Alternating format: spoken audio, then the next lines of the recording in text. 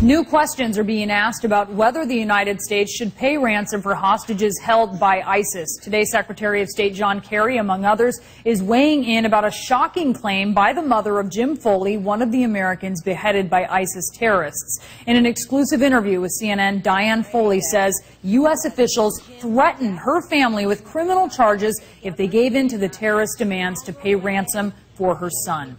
CNN Justice correspondent Pamela Brown is here. You've been speaking to Obama administration officials about this. What are they telling you? Yeah, Brianna, U.S. officials who were directly involved in the Foley case say that essentially they were shocked by this idea that any government official would threaten the Foley family as they were trying to get their loved one back. In fact, today, Secretary of State John Kerry said he was taken back by the claims.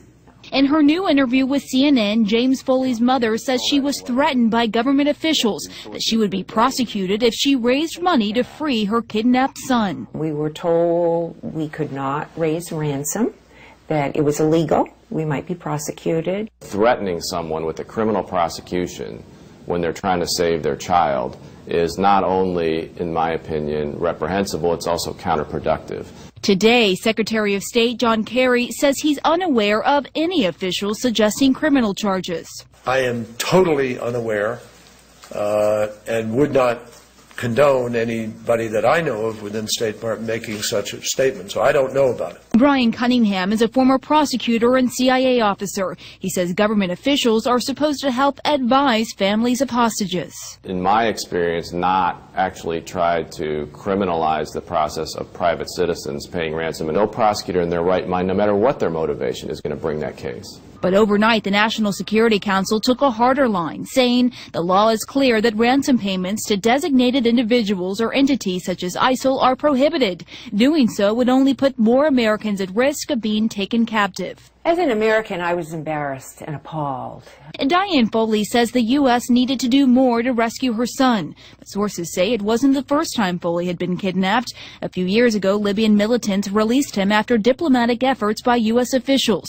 And the White House says rescuing Foley this time was such a priority, it sent in U.S. Special Forces in July. The president was so convinced that this was a priority that he ordered a high-risk mission.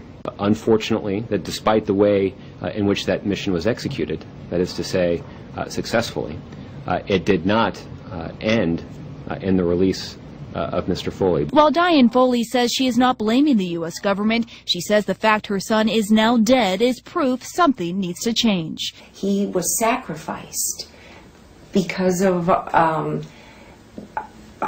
just a lack of coordination, a lack of communication, a lack of prioritization. As a family, we had to find our way through this on our own. And part of the challenge for law enforcement officials with hostage situations is that they can't share everything they know with the families of hostages. But Brianna, that's a little solace for the Foley family who were just trying to get their loved one back. Yeah, no solace at all. Pam Brown, thank you so much. Let's get some